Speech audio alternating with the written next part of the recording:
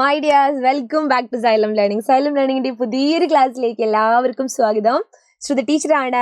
അപ്പോൾ പരീക്ഷയ്ക്ക് വരുന്ന ചോദ്യങ്ങളും ഉത്തരങ്ങളും ഒക്കെ ആയിട്ട് ഞങ്ങൾ ഇങ്ങനെ നിങ്ങൾക്ക് മുന്നിൽ വീഡിയോസിൽ വരാറുണ്ട് അല്ലേ. അപ്പോൾ ഇന്നും വളരെ പ്രധാനപ്പെട്ട ഒരു ചോദ്യമായിട്ടാണ് ടീച്ചർ വന്നിരിക്കുന്നത്. എല്ലാ പരീക്ഷയ്ക്കും, ഈ ഒരു പരീക്ഷയ്ക്ക് എന്നല്ല എല്ലാ പരീക്ഷയ്ക്കും നിങ്ങൾക്ക് യൂസ്ഫുൾ ആകുന്ന ഒരു ചോദ്യമാണ് കേട്ടോ. പരീക്ഷ പേപ്പർ കാണുന്ന സമയത്ത്, ക്വസ്റ്റ്യൻ പേപ്പർ കാണുന്ന സമയത്ത് അയ്യോ ഇതെങ്ങനെ എഴുതും എന്നുള്ള ആ ഒരു ടെൻഷനൊന്നും നിങ്ങൾക്ക് വേണ്ട. നോട്ടീസ് തയ്യാറാക്കുക എന്നത് വളരെ പ്രധാനപ്പെട്ട ഒരു ചോദ്യമാണല്ലോ അല്ലേ. നിങ്ങൾ ഒരു ക്ലാസ്സിൽ നിന്ന് മറ്റൊരു ക്ലാസ്സിലേക്ക് പോകുന്ന സമയത്തും നോട്ടീസ് തയ്യാറാക്കേണ്ടി വരും. ഇനി ഭാവിയിൽ നിങ്ങൾക്ക് എന്തെങ്കിലുമൊക്കെ ഒരു പ്രോഗ്രാമിൻ്റെ ഒരു ചാർജ് വന്നു കഴിഞ്ഞാൽ നിങ്ങൾക്ക് നോട്ടീസ് തയ്യാറാക്കേണ്ടി വരും. അതുപോലെ ഒരു നോട്ടീസ് നമുക്കൊന്ന് തയ്യാറാക്കി നോക്കാം അല്ലേ. ഓക്കെ, നിങ്ങളുടെ സ്കൂളിലെ പരിസ്ഥിതി ക്ലബിൻ്റെ നേതൃത്വത്തിൽ ഒരു പുഷ്പോത്സവം നടക്കുന്നു. ഒരു പുഷ്പോത്സവം, ഒരു ഫ്ലവർ ഷോ. ഇപ്പോൾ അതിനായിട്ട് ആളുകളെ ക്ഷണിച്ചുകൊണ്ടുള്ള ഒരു നോട്ടീസാണ് നിങ്ങൾ തയ്യാറാക്കേണ്ടത്. തയ്യാറാക്കാലോ. നോട്ടീസിന് ഒരു ഘടനയുണ്ട്.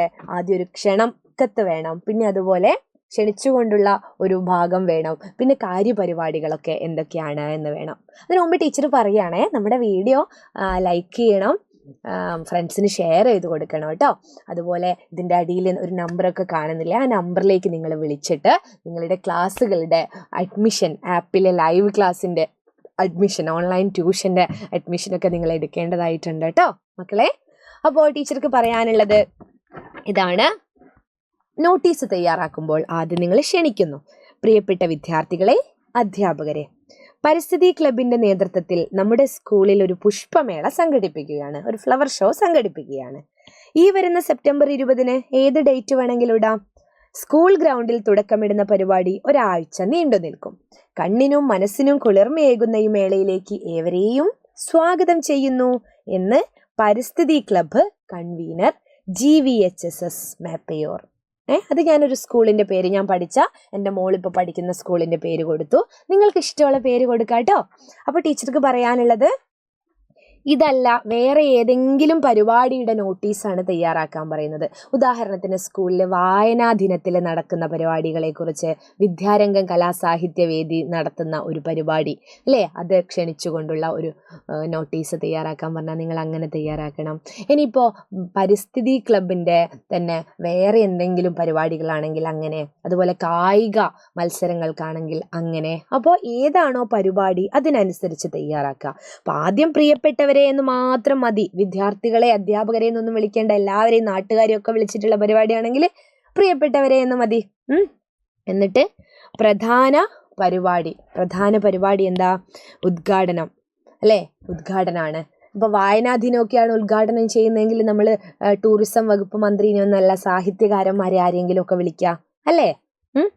ഇതിപ്പോൾ ഈ ഒരു പരിപാടി ആയതുകൊണ്ട് ടൂറിസം വകുപ്പ് മന്ത്രിയെ ഉദ്ഘാടനത്തിന് വിളിച്ചു. പിന്നെ അതിലെ ആശംസകൾ പറയാൻ വേണ്ടിയിട്ട് നമ്മൾ ജില്ലാ പഞ്ചായത്ത് പ്രസിഡന്റിനെയും അതുപോലെ പഞ്ചായത്ത് പ്രസിഡന്റിനെയും ഒക്കെ നമുക്ക് വിളിക്കാം. അപ്പോൾ അവരെയൊക്കെ ശ്രീമതി അല്ലേ, സ്ത്രീകളാണെങ്കിൽ നമുക്ക് ശ്രീമതി ശ്രീജ, ശ്രീ അബ്ദുള്ള മാസ്റ്റർ അല്ലേ. ശ്രീ അബ്ദുള്ള എന്ന് എഴുതിയാലും ശരിയാണ്, മാസ്റ്റർ എന്ന് എഴുതണം എന്നില്ല. ശ്രീ എന്ന് പറയുമ്പോൾ നമുക്ക് അബ്ദുള്ള എന്ന് മാത്രം എഴുതിയാലും തെറ്റൊന്നുമില്ല. അത് സ്കൂളിലെ പ്രധാന അധ്യാപകൻ ശ്രീ മുനീർ മാസ്റ്റർ അല്ലേ, സ്കൂളിലെ വേറൊരു അധ്യാപകനായിരിക്കും, അല്ലെങ്കിൽ സാംസ്കാരിക രംഗത്തെ ആരെങ്കിലും ആയിരിക്കും. ശ്രീമതി ആതിര, PTA പ്രസിഡന്റ് അല്ലേ, PTA ഭാഗത്തുനിന്ന് ഒരാൾ വേണം സ്കൂളിൽ ഒരു പരിപാടി നടക്കുമ്പോൾ. അപ്പോൾ PTA പ്രസിഡന്റ്, നിങ്ങൾക്ക് വേറെ ഏതെങ്കിലും പേര് കൊടുക്കാം. ഇനിയിപ്പോൾ സ്കൂളിൽ ഒരു കുട്ടി വേണം എന്ന് വിചാരിക്കുക. അപ്പോൾ ഞാനൊരു കുട്ടിയുടെ പേര് ഇപ്പോൾ മായ, അപ്പോൾ സ്കൂൾ വിദ്യാർത്ഥിനി അല്ലേ, വിദ്യാർത്ഥിനിയായ മായയെയും നമ്മൾ പരിപാടിക്ക് വിളിക്കുന്നുണ്ടെങ്കിൽ അങ്ങനെ ഇഷ്ടമുള്ള ആളുകളെ നമുക്ക് ആശംസ പറയാനൊക്കെ വിളിക്കാം അല്ലേ. പിന്നെ പരിപാടിൻ്റെ നന്ദി പറയുന്നതാണ് ഷിൽന ടീച്ചർ അല്ലേ. ഇങ്ങനെ സിമ്പിളായിട്ട് എഴുതിയാൽ മതി. ഇനിയിപ്പോൾ നിങ്ങൾക്ക് കാര്യപരിപാടിയൊക്കെ എന്തൊക്കെ പരിപാടി നടത്തണം എന്നൊക്കെ ക്വസ്റ്റ്യനിൽ തന്നിട്ടുണ്ട്. ഇപ്പോൾ വായനാ ദിനത്തോടനുബന്ധിച്ചുള്ള പരിപാടിയൊക്കെ നടത്തുന്നുണ്ടെങ്കിൽ, അതൊക്കെ തന്നിട്ടുണ്ടെങ്കിൽ നിങ്ങൾ ആ പരിപാടികളൊക്കെ ഉൾക്കൊള്ളിച്ചുകൊണ്ട് എഴുതണം കേട്ടോ. മക്കളെ സെറ്റല്ലേ? ഓക്കെ അല്ലേ? അപ്പോൾ ടീച്ചർക്ക് പറയാനുള്ളത് ഇത്രയും കാര്യങ്ങളാണ്. അപ്പോൾ ആദ്യം വേണ്ടത് ഒരു ക്ഷണക്കത്ത് അല്ലേ, നോട്ടീസിൽ. ഇപ്പോൾ ടീച്ചർ ഒരു നോട്ടീസ് തയ്യാറാ. ഇപ്പോൾ ഇതൊരു ടിഷ്യൂ ആണേ, അപ്പോൾ ഇതൊരു നോട്ടീസാന്ന് വിചാരിക്കുക. ഇതിൻ്റെ ഈ ഭാഗത്തായിരിക്കും നിങ്ങൾ എന്ത് എഴുതുന്നത്, ക്ഷണക്കത്ത് എഴുതുന്നത്. ഈ ഭാഗത്ത് കാര്യപരിപാടികളൊക്കെ നിങ്ങൾ ചേർത്തിട്ട് എഴുതുക. അപ്പോൾ 2 ഭാഗങ്ങളായിട്ട് ഇതിനുണ്ടാവും അല്ലേ. പോസ്റ്റർ തയ്യാറാക്കുന്നത് പോലെയല്ല നോട്ടീസ് തയ്യാറാക്കുന്നത്. പോസ്റ്റർ തയ്യാറാക്കുമ്പോൾ നമുക്ക് ഒരു സന്ദേശവാക്യം അങ്ങനെയൊക്കെ മതി അല്ലേ. പിന്നെ നോട്ടീസ് ആകുമ്പം കാര്യം വിശദമായിട്ട് നമ്മൾ അതിൽ ഉൾക്കൊള്ളിക്കണം. അപ്പോൾ ഇതാണ് ഒരു നോട്ടീസ് തയ്യാറാക്കാനുള്ള ഫോർമാറ്റ്. ആദ്യം ഒരു ക്ഷണക്കത്ത്, പിന്നെ പരിപാടികൾ ഇനിയും നിങ്ങൾക്ക് കൂട്ടിച്ചേർക്കാം. വിവിധ കലാപരിപാടികളും ഉണ്ടായിരിക്കുന്നതാണ് എന്നൊക്കെ കൂടുതലായിട്ട് എഴുതാട്ടോ. അപ്പോൾ ഇത്രയാണ് ടീച്ചർക്ക് പറയാനുള്ളത്. മക്കളെല്ലാവരും എന്ത് ചെയ്യുക, നമുക്ക് പരീക്ഷയെ ചിരിച്ചുകൊണ്ട് നേരിടാം. All the very best. പരീക്ഷാകാലം മാത്രമല്ല, ഇനി എന്ത് അങ്ങോട്ട് പാഠഭാഗത്ത് പഠിക്കാനുണ്ടാകുന്ന സമയത്തും നോട്ടീസ് തയ്യാറാക്കാൻ പറയുമ്പോൾ ഇനി ഒരു സംശയമില്ലാതെ നിങ്ങളെ തയ്യാറാക്കില്ലേ. അപ്പോൾ മറ്റൊരു ക്ലാസ്സിൽ കാണാം. അതുവരേക്കും ബൈ.